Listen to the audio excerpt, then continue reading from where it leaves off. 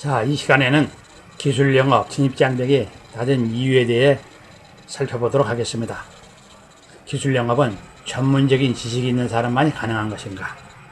많은 취업지망생들이 제가 쓴 책이나 블로그를 보고 전화나 이메일로 기술 영업에 대해 문의를 해오고 있습니다. 그런데 이들 대부분은 앞에 기술이라는 단어가 들어가 있어서 그런지 몰라도 주로 공대생들로 경영이나 인문학 등 인문계 출신들은 많지가 않습니다. 여러분은 기술 영업이 공대생들만 할 수 있는 직업이라고 생각하시는지요? 아니면 전공에 상관없이 누구나 할 수 있는 직업이라고 생각하십니까? 결론부터 말씀드리면 전공에 상관없이 누구나가 할 수 있는 직업이 바로 기술 영업입니다. 그게 세 가지 이유가 있습니다.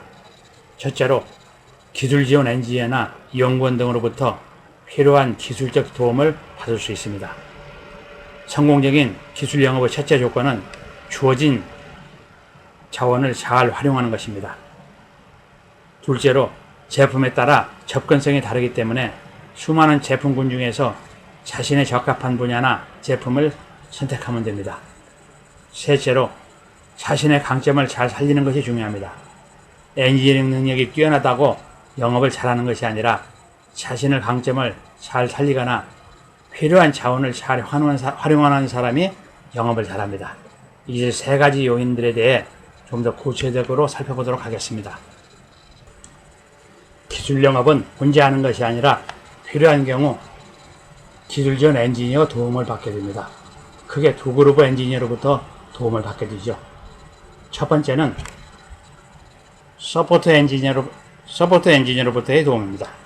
고객을 위한 프레젠테이션, 제품 시연, 영업사원 교육 등 판매를 위한 기술 지원과 제품 판매 후 기술적인 문제 해결 등과 같은 고객 지원에 필요한 도움을 받게 됩니다. 두 번째로 커스터머 엔지니어로부터의 도움입니다. 판매한 제품의 설치나 고장 수리, 예방 정비 등에 관련된 도움을 받게 됩니다.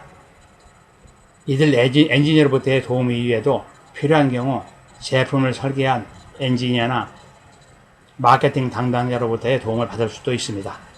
프로세일즈맨은 기술 지원팀을 포함한 이들 관련 부서들과의 팀워크를 잘 이끌어가야 하고 필요한 경우 주변 리소스를 잘 활용할 줄 알아야 됩니다.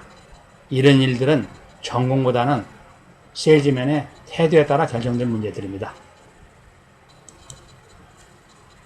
인문학과 기술이 결합하고 기계, 전기, 전자, 광학이 결합하는 컨버전스 시대에는 공학을 전공한 엔지니어라도 접근성이 다 좋은 것만은 아닙니다. TV에 나오는 생로병사 프로그램은 의학 전문 지식이 없어도 우리 몸에 관련된 각종 질병에 대해 누구나가 쉽게 이해할 수 있습니다. 전달자가 내용을 쉽게 잘 전달하기 때문이기도 하지만 기본 상식 있는 사람은 누구나 질병에 관련된 내용을 비교적 쉽게 이해할 수 있습니다. 마찬가지로 병원에서 필요한 MRI 장비를 비롯한 각종 첨단 의료 장비의 경우 의학이나 의공학 또는 생명공학을 전공하지 않은 사람도 회사에 입사해서 기본적인 교육을 받으면 기술 영업을 하는데 큰 어려움이 없습니다. 기술 지원 엔지니어로부터 필요한 도움을 받고 조금씩 경험이 쌓이면 담당 의사 선생님에게 자신의 제품을 셀링하는데 아무 문제가 없습니다.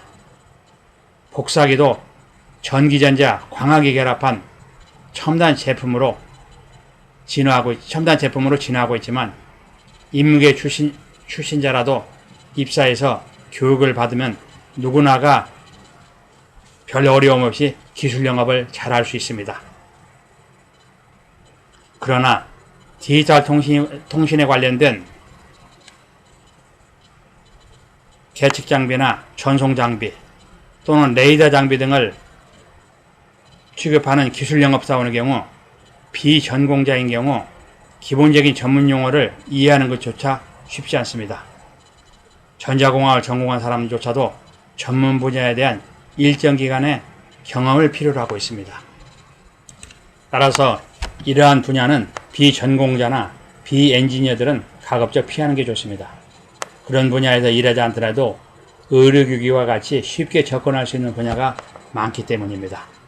물론 공대를 졸업하고 전문 분야에서 일하다가 관련된 분야의 기술 영업을 하게 되면 시장 지식이 풍부하고 제품에 대한 이해도가 빨라 많은 도움이 될 수 있습니다. 그러나 공대를 졸업하지 않은 인문계 출신 졸업자도 얼마든지 기술 영업을 잘할 수 있는 것입니다. 어떤 제품을 판매하느냐에 따라 차이가 있지만 통상 전공 실력이 좋으면 제품 지식과 시장 지식을 습득하는 데 유리합니다. 그렇다고 해서 영업활동에 필요한 모든 부분에서 다 유리하지는 않습니다. 그보다는 영업적인 자질, 즉 일에 대한 열정, 승부욕이나 추진력, 태도 등이 더 중요할 수 있습니다. 일반적으로 성격이 활달하고 화술이 좋으면 영업에 도움이 되지만 반드시 성격이 활달하고 화술이 좋다고 해서 영업에 유리한 것만은 아닙니다.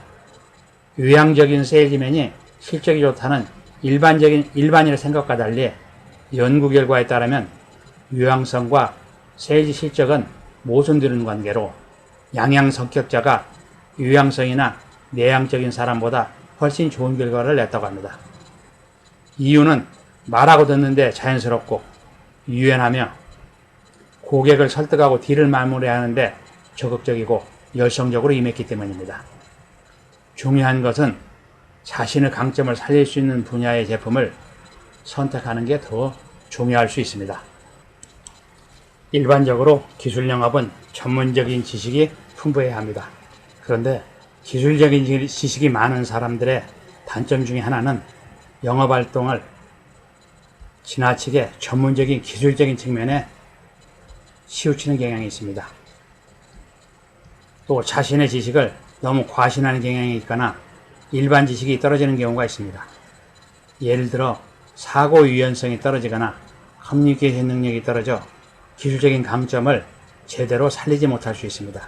하지만 인문계 출신의 경우 앞에서 시작한 대로 비록 전문 지식은 부족하지만 커뮤니케이션 능력이나 친화력이 뛰어날 경우 부족한 기술적 전문성은 엔지니어 도움을 받을 경우 전문 지식으로 무장한 엔지니어 못지않게 더 영업을 잘할 수 있습니다. 하워드 슐츠 스마트 회장은 대학에서 커뮤니케이션을 전공하고 제록스에서 복사기 영업을 했습니다. 칼리 피오리나는 중세사학을 전공하고 AT&T에서 네트워크 장비 기술 영업을 했고 최지성 삼성그룹 실장은 무역학을 전공하고 반도체 기술 영업을 했습니다. 이처럼 인문학 전공자라고 해서 기술 영업에 걸림돌이 되지는 않습니다. 다음 시간에는 기술 영업 무엇을 어떻게 준비해야 할 것인가에 대해 설명드리도록 하겠습니다.